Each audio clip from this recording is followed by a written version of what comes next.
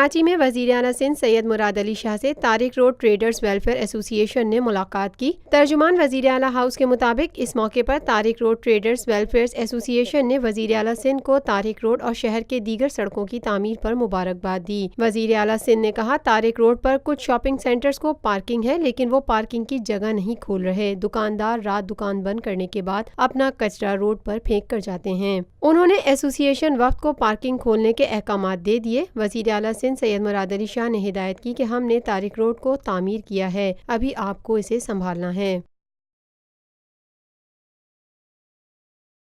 Lotus Lake Towers, a groundbreaking endeavor by Lotus Properties.